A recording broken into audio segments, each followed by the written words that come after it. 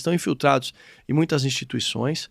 Agora, em todas, eu acho que é complicado. Tem um outro caso de desvio de conduta dos policiais? Tem, mas quando a gente identifica, eu tenho o devido processo legal, claro, mas é expulsão e demissão garantida. Para qualquer desvio de conduta, ainda mais envolvimento com crime organizado. Tá. Agora, os outros setores, cara, eles se infiltraram bastante. Nós tivemos a operação no transporte municipal, como eu mencionei aqui. Tem um inquérito grande mesmo, que está investigando a lavagem de dinheiro com postos de combustíveis, que envolve o PCC, e a gente vai atrás até o final. Assim, o que o pessoal percebeu já na nossa gestão é a mudança de comportamento e que a gente não tem medo de enfrentar o desafio, né? Agora eles, de fato, se infiltraram, inclusive na política. Inclusive financiando candidaturas. Ai, tá proibido falar isso. Não tá proibido, não. Porque nós temos operação de inteligência acontecendo nesse exato momento. Deixa eu te perguntar, então, sobre... Ontem teve o Roda Viva e a gente teve a entrevista do Pablo Marçal, que é acusado, né? Que é... Várias vezes estão dizendo que o partido dele, vários integrantes do PCC. E essa conversa... É uma conversa antiga, né, Derrite? Tipo, tem não sei quantos integrantes do PCC, ninguém nunca vai preso, né? O Brasil é o país que só pobre vai preso. Vamos falar a verdade aqui, né? Quando que algum político ligado ao PCC foi preso, foi identificado? Não foi, nunca vi, né? Então, assim, eu acho até uma irresponsabilidade falar que alguém é ligado ao PCC, porque ninguém é preso, ninguém é... Fala um pouco sobre isso, porque... né, a pauta eleitoral hoje da cidade de São Paulo, do Boulos, da Tabata e de todos os candidatos, parece que o Datena desistiu agora, aí parece que a última informação vai renunciar, né, para poder ter segundo turno, senão não vai ter segundo turno. Mas fala um pouco sobre, alguém já foi identificado, algum político realmente de algum partido foi identificado por vocês ou na política, PCC? Olha, o que eu garanto assim, da nossa parte, eu não tenho problema em fazer investigações e que envolvam políticos, mas assim, é zero meu problema, porque eu não tenho rabo preso com ninguém. Mas eles não têm foro privilegiado? Não, aí o que acontece é o seguinte, se estiver falando de Congresso Nacional, sim. Então, em determinado momento de alguma investigação nossa, identificou ter participação de deputado federal ou senador, de fato, aí o responsável por tocar inquérito, investigar, é o STF diretamente, coisa que eu sou contra, inclusive, o chamado foro privilegiado. Agora, que o PCC, ele financia candidaturas, isso daí já foi objeto até de delação premiada no STF, que o PCC tinha um caixa de 100 milhões de reais para financiar e apontar candidatos que deveriam ser apoiados, enfim, via de regra por partidos de esquerda, né, na época. Agora, o que a gente está fazendo aqui? Independente do combate ao crime organizado, as polícias estão garantindo o direito de cada candidato de fazer suas campanhas em qualquer local. Não existe que lá na periferia tal só entra o partido A, B ou C negativo.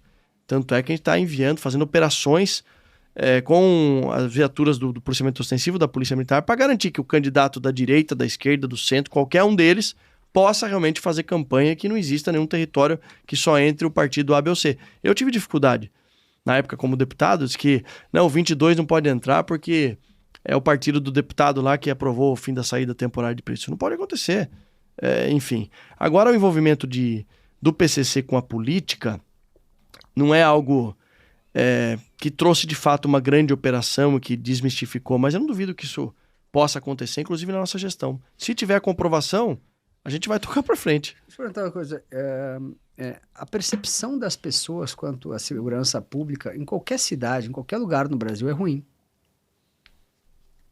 A gente tem uma a cada três paulistanos já tiveram um celular roubado. Como mudar a percepção das pessoas? Porque eu percebo que vocês estão fazendo um trabalho muito sério e muito efetivo. Está dando certo o trabalho de vocês. Os números comprovam, né? Os números comprovam. A gente está com a menor... Mas como... Entendia. Mas como transformar o número em percepção? Em percepção. Essa é a pergunta, porque o presidente Bolsonaro fez muita coisa legal. Só que a comunicação era uma bosta. Né? Então, ele acabou caindo por causa do problema de comunicação. E eu fui um grande combatente disso por anos no governo, né? Inclusive, falei para o Tarcísio várias vezes, gente, pelo amor de Deus, né? Como como mudar a percepção das pessoas? Como fazer isso de forma que as pessoas consigam enxergar que nós estamos evoluindo? Olha, assim, o mais importante é que o que a gente projetou para final de 25, em termos de números, a gente está conseguindo alcançar com 1 ano e meio de gestão. A gente teve agora a menor taxa de roubos da história, menor taxa de homicídios da história do estado de São Paulo, né? Ninguém sabe disso, David. Então, eu sei. Para você ter uma ideia, a taxa de homicídios por 100 mil habitantes em São Paulo, no ano passado, foi 5,64 para 100 mil habitantes. Vou te mandar depois isso aí. São Paulo voltou a ocupar a primeira posição. O índice americano é 5,69. A redução de roubos na área central de São Paulo é de 60% de redução de roubo. Rudolph Giuliani entrou para a história com tolerância zero no combate ao crime com redução de 30% de roubo. Qual que é o nosso grande desafio?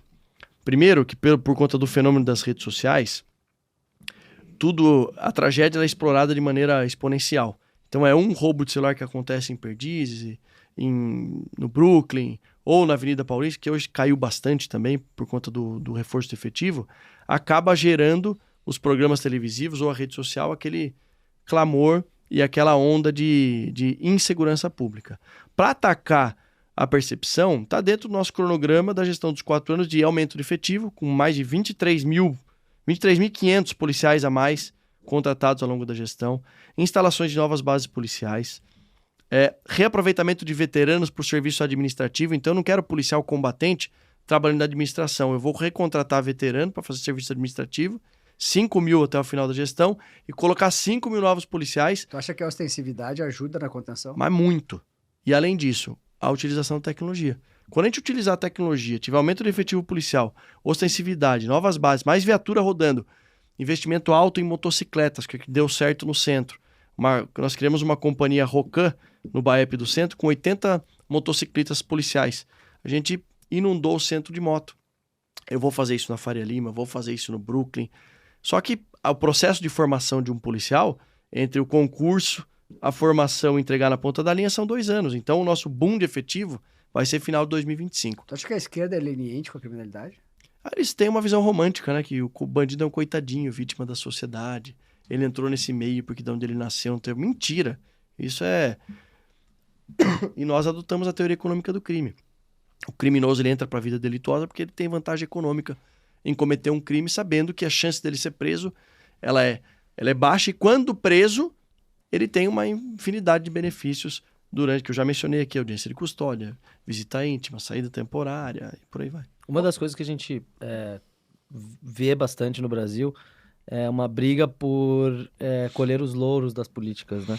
Eu acho que um exemplo muito claro disso são as enchentes do Rio Grande do Sul, com enfim, o governo federal e o Eduardo Leite lá brigando por quem que vai reconstruir e tal o Estado. Eu queria perguntar como que é hoje, dada, lógico, a vertente política do Tarcísio e do governo federal, como é que é essa integração entre na segurança pública do Estado com o ente federal e o que pode melhorar nesse sentido? Olha, o governo federal teria a obrigação de realizar um trabalho coordenado entre todos os estados para combater o crime organizado. Mas qual que é o plano do governo federal em combater o crime organizado? Você conhece? Não conheço. Não conhece porque não tem. Eles não sabem. Eles não sabem nem Acho onde que começar. Eles não sabem ou eles não querem? Os dois, talvez, não sei. Mas quer ver? Vou te dar um dado aqui. A nossa faixa de fronteira... Só que política, eu escrevi aqui, é a arte de se relacionar. Não, sem dúvida. Eu tenho uma relação institucional, tanto principalmente com o Lewandowski, que tem as reuniões lá com o ministro. Tem reunião, eu vou lá ouvir, etc e tal. Vamos pensar assim, o que é competência do governo federal? Com base na informação que nós não temos nenhuma fazenda produzindo cocaína no Brasil, e que os produtores de cocaína são os países andinos, nossos vizinhos aqui, existe por conta da lei uma coisa chamada faixa de fronteira, 100 km para cá, 100 para lá, em alguns estados 50 km, que é de responsabilidade do governo federal.